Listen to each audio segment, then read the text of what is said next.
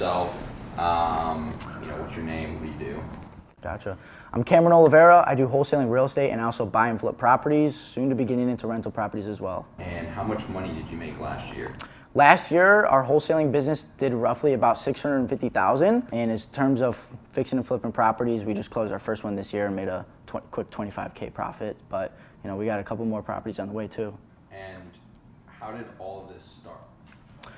Man, how did all this start? Well, taking it back to high school, I guess you could say I was just a regular kid, average Joe, that typical kid in like any high school movie, I guess you could say. Didn't have a lot of big dreams, big aspirations or anything like that. I even remember sitting in a math class searching up like, what does the average American make each year? And I remember it said $70,000. And I decided to look up, what do I have to do for a living to make $70K a year, but without having to go to 4 years of school? What can I do to go to a school for like 2 years and make the average yearly income of an American? And they said dental hygienist is what Google gave back to me. So I decided to look into dental hygiene and things of that nature. But towards the tail end of high school, I started to have like a peak of interest in trading Forex, foreign exchange. And I saw a Snapchat post one day of my brother's college roommate. He was posting some charts and whatnot. I assumed that had to be something tied in with money. And I knew that I always wanted to be making money. Back in freshman year of high school, I remember I was like 13, 14. I was always the youngest in my class. So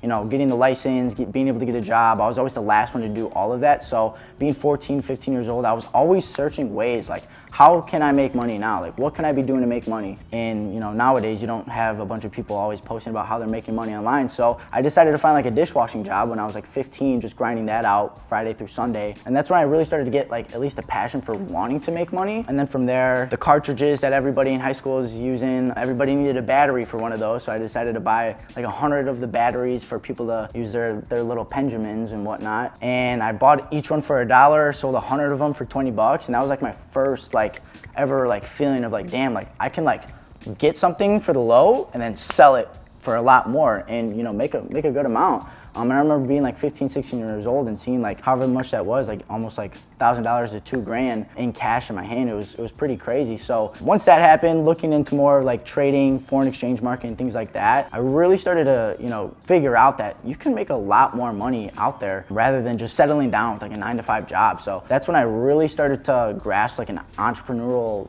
route or journey. I ended up still going to college, went to Kirkwood Community College in Iowa City rather than going to the Hawkeyes and paying $70,000 a year in tuition. Decided to just go to a community college, pull out some student loans and get like a little apartment with some friends. But that's when trading kind of took off a little bit. I was making like $500 here, $1,000 here each month, nothing crazy. Got funded for like an FTMO account where they gave me $100,000 to trade with. I ended up just blowing that. I lost like $5,000 and they pulled my account away. But I knew I was like onto something. That's when people started to really, glorify or really put out there that, making money online is not as hard as it might seem. So, COVID ended up hitting and they said that I got to do online school. I said, screw that. I didn't even do online school when I was in high school. So I'm just going to drop out. I even got a video of me clicking drop these classes, and I sent that to my mom and she wasn't too happy about that. Came home, found a group of traders as well. I don't know if a lot of you maybe have also fallen for that little Forex scheme of join my team, we'll teach you how to trade. I was one that fell for that as well. And I was doing pretty decent with that. I got a group of like 40 guys with me to trade. And we were actually one of the groups that really tried to push trading. We were actually profitable traders. Nothing crazy, like $500 here, $1,000 here. But then just something switched very drastically.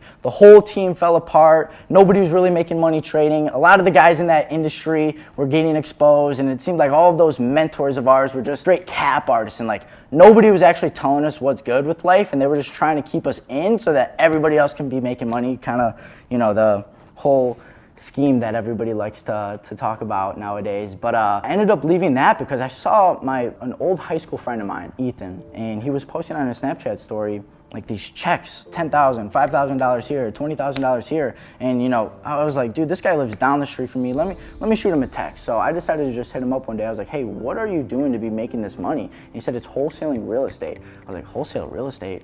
What is wholesale real estate? So he gave me a little bit of a gist on Snapchat. I decided to do a little bit more research myself. And then I just decided to fully jump out of Forex trading and jump right into wholesaling real estate because he told me like, hey, come over today, let's rip a couple phone calls together and I'll show you exactly how you can actually get going with this. So it's exactly what I did. Went over to his house and he let me get on the phone, said that I was pretty good at talking with the homeowners. And he's like, come back tomorrow, let's run a couple of campaigns together and let's see how many, if we can close a deal together. Man, let me tell you, wholesaling in the beginning without having any sort of guidance from people that actually have experience, it's hectic to say the least. Going about 4 months without even seeing, any sort of profit. Luckily, this is actually something that I haven't really told a lot of people about. With all the COVID stuff going on, people losing their jobs, I was fortunate enough to be able to get some sort of unemployment, and that's just what I was dumping into our wholesaling business left and right. I wasn't working a job. I was trying to get going with DoorDash. I was having car problems left and right. So, that really did help me out, and that's why I say America is one of the greatest countries. And, unemployment was able to help me get to where I'm at today, which is pretty fucking sick, and what not a lot of people take advantage of, which you should probably be doing if you are on unemployment. But besides that, it was hectic to say the least, trying to get your first deal closed without any sort of guidance, what mistakes to avoid and things of that nature. We're buying lists off of PropStream, batch leads, and what everybody else is doing, basically calling lists that everybody and their mom has already bought and called through. But we would get one list, we'd call through it once, throw it to the side, get another one, and we weren't following up with anybody. We weren't going in on in-person appointments. It was terrible. So we decided to just,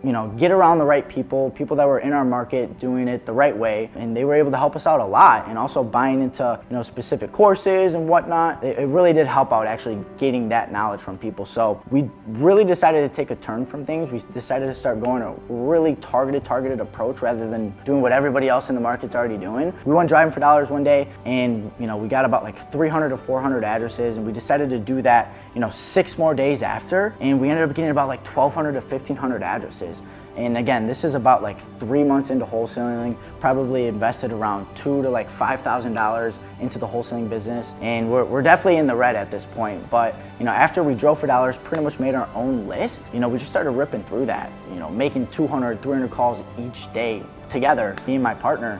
And about 2 to 3 weeks after that, we finally got our first contract, and then about a month later we finally actually got it closed, made roughly about $4,500, took all of that, dumped it right back into marketing, and that's how we were able to get our first deal closed. But that was kind of the upbringing of how I got started with entrepreneurship and how I found wholesaling. When I was doing all in between that, it was definitely a really bumpy course, but it's been a freaking journey. It's been a ride, a lot of ups and downs, a lot of tears. It's been definitely crazy to say the least. So again, last year our wholesale business did roughly about $650K. How we were able to go from closing a $4,500 deal in 4 months to closing $650K in 1 year, honestly, it's a bunch of reasons. I'd say the biggest reason was actually understanding business and what goes into business to keep scaling and keep becoming profitable. Now, what comes with that is, networking with the right people, buying the right,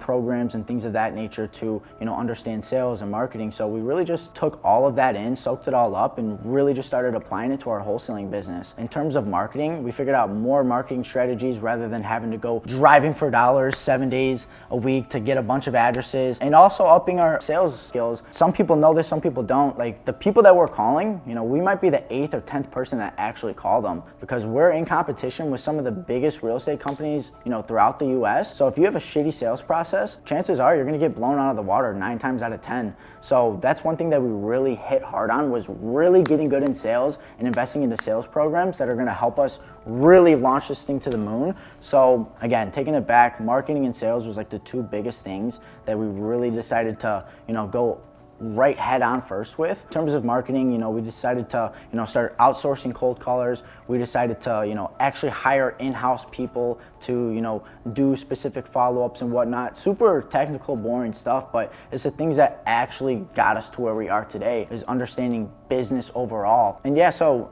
in terms of sales, back in the day, we were just trying to get, contract signed on the first call, and anybody in sales knows that you're not going to get the, the deal closed on the first call, and that's just one thing that we didn't know. And again, what comes with just understanding business better. So after finding all that out, that, we need to be following up with these people, we needed to have everything organized. We decided to get onto CRMs. We decided to start tracking key performance indicators, KPIs, really understanding the actual industry standard of like what numbers we need to be hitting. So once we know kind of the standard numbers that we need to be hitting, we actually have a target. When we were first getting started, we didn't really have a target. It was basically shots in the dark. Let's make a bunch of calls, try to qualify a bunch of people, make as many offers as we can over the phone, and maybe one of these will stick. Well, now that we've kind of gotten it down to a science where, we have a specific sales process that we follow, we made sure that we hired the right people to go in person to these appointments and make the offer rather than making the offers over the phone.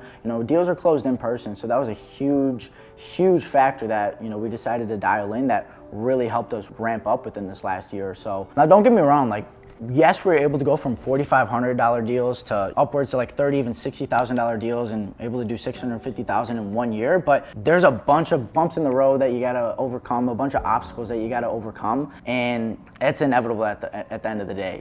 We've had this go from all the way up here, all the way back down to ground zero, where we gotta build this all out again. That's happened probably two to three times within these last 3.5 years, and those were just things that we had to overcome. But we were able to go from just me and Ethan in the basement at our parents' house cold calling to a couple of years later getting a couple guys, having it all fall back down again. But then I'd say a year ago is when we really started to wipe away all the bad things that, were kind of holding us back from really scaling this up. We were on another fresh canvas again. It was me, Ethan, we decided to get another guy in, which his name is Logan. That was like one of our first acquisition guys that, we brought onto the team. And, that's when we knew okay, if we just bring in the right people, we can really scale this up. So it started out there, 2 people, and then on to 3 people. And then we added in a 4th, employee to where, he's on the disposition side. So Ethan and I are a little bit more hands off, not even having to really haul as much in order to be closing these deals. And then we start outsourcing people in Egypt, getting people that way. We've even hired people that have just come into my DMs,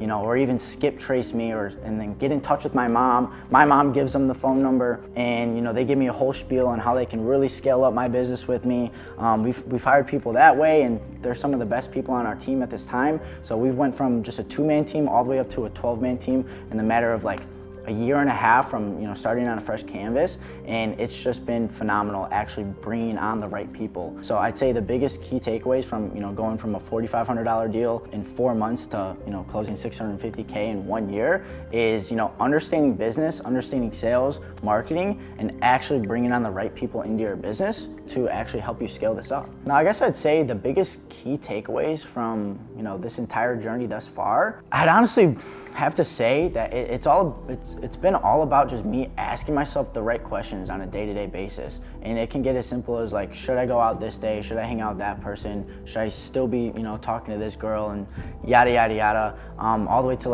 is this the right partner to have in the business? Is this the right deal? Do these numbers make the right sense? Super basic cliche takeaway, but honestly, if you're not asking yourself the right questions on a regular basis, you're basically like a plastic bag in the wind. Shout out to Katy Perry, but honestly, ask yourself the right questions. If you get a gut instinct, honestly, just go with it. I've been on this entire journey basically just following my gut, following my intuition, and just continuously asking myself the right questions on a day-to-day basis. But this is still only the start. I feel like I've only touched a fraction of what I'm actually capable of doing. I've been doing this for about 3 years. I can't even imagine where this is gonna be at in the next 5, 10, 15 years. How many properties we're gonna be owning, how many people are actually gonna be helping get involved with this space. Something that's really cool and I'm really freaking excited about. But we're just gonna keep painting the picture on a day-to-day basis, honestly.